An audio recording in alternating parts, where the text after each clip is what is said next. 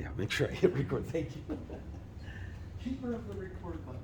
Okay, Bill of Attainder is a legislative act punishing a person or select group of people without the benefit of a judicial trial. Let's see if this person can explain it a little better. Welcome to our Virtual Law Legal Analysis series. In today's episode, we will discuss the meaning, application, and sample case of Bill of Attainder. Let's dive right into it. In the Philippines, the concept of a Bill of Attainder is relevant to constitutional law and fundamental rights. The Bill of Attainder is a legislative act that declares a specific person or group of people guilty of a crime without a trial or judicial process. It essentially bypasses the normal legal procedures and imposes punishment directly by the legislative body. Meaning and application. The prohibition against bills of attainder is crucial to safeguard the principles of due process and individual rights.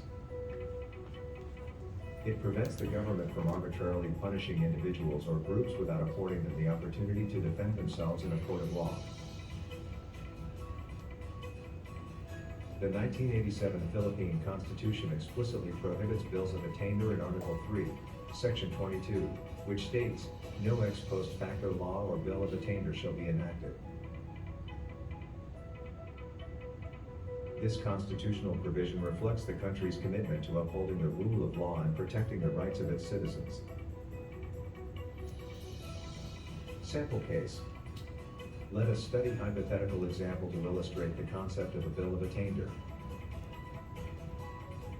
Hypothetical case. The Philippine Congress passes a law called the XYZ Act, which identifies a particular individual. Mr. Garcia, as a notorious criminal without providing him an opportunity to defend himself in a court of law.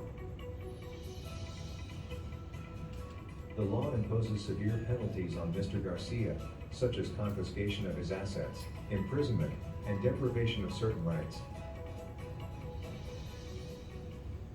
Result, in this case, the XYZ Act would likely be considered a bill of attainder and would be unconstitutional under Article 3, Section 22 of the 1987 Philippine Constitution.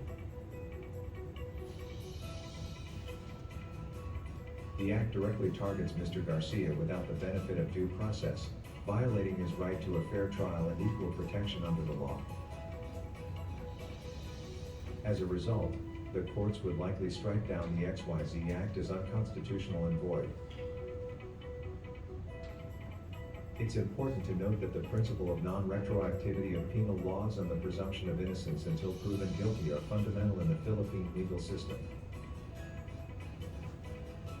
Any law that seeks to impose punishment on an individual without following proper legal procedures would be contrary to these principles and, therefore, considered unconstitutional.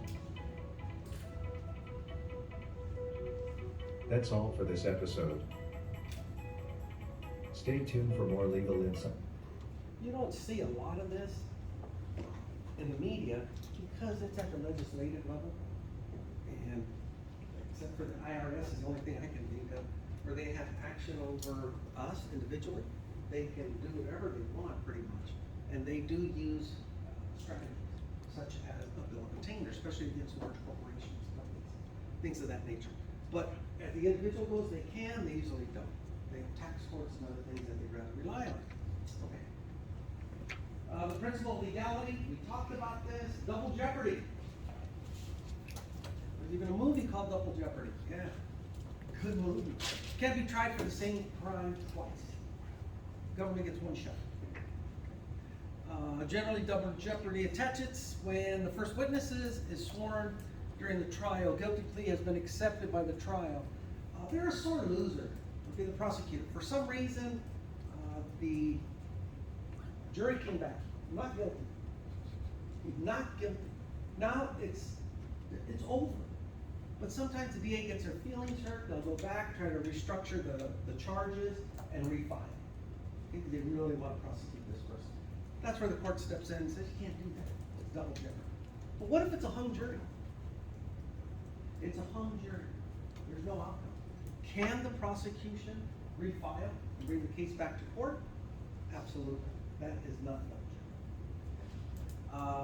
But it's very expensive to do so. Most of the time, it depends. If they lost 11-1, they might refile.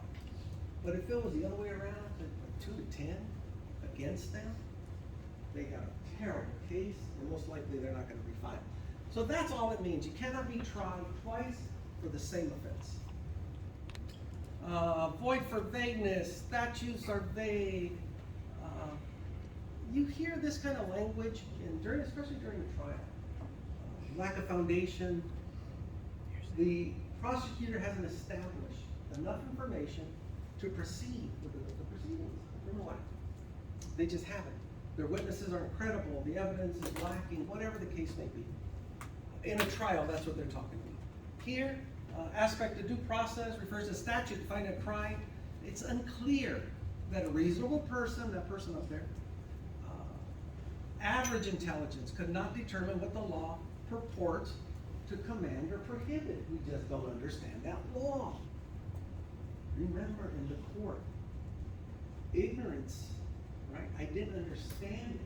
And if the law supports that when it's read out loud, half the jury don't even know what the hell they're talking about. You do get the benefit of the doubt. That's why these laws have been dumbed down quite a bit, especially recently. If you read the penal code, you'll see they're really trying to make it simple English so normal people can understand what the expectation is. Statutes are void when vague because their enforcement would require after the fact judicial interpretation. Well, you did this. You say, well, I didn't understand what it said. Yeah, but you do now. So you're guilty of a crime. No, you're not. Okay, that's an ex post facto. It doesn't work that way. Necessary attendant, defining crimes, may specify additional elements need to be present in order for the conviction. Refer to facts surrounding an event include such things as time and place. Sometimes attendant circumstance increases the degree, the level of seriousness of the offense. What if I was found in possession of a firearm, not authorized to carry a firearm, and it's taken from me and I'm charged with that crime? Okay, I'm guilty of a crime. But what if, when they caught me, I was near a school ground?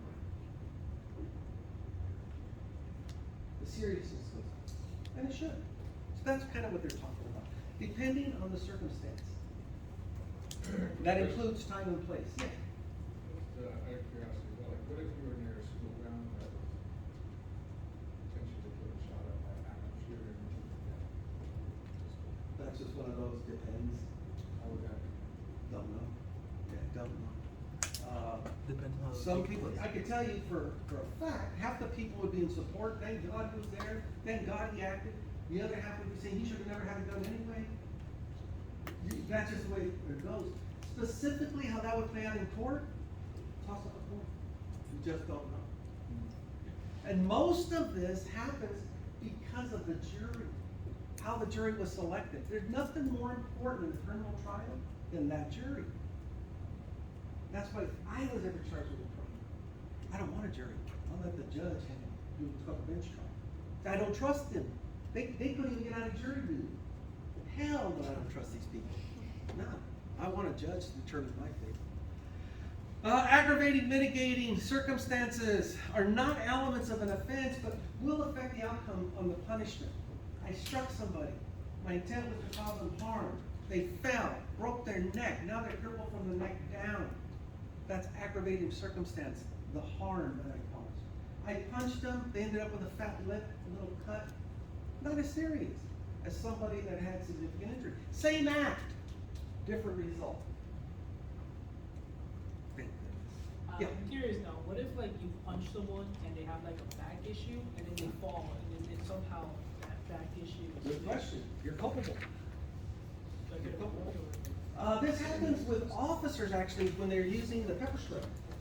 And they hit someone who's asthmatic or has a breathing condition. And it has a really negative effect on them. Yeah, I need to be held on. Okay guys, that's all I got.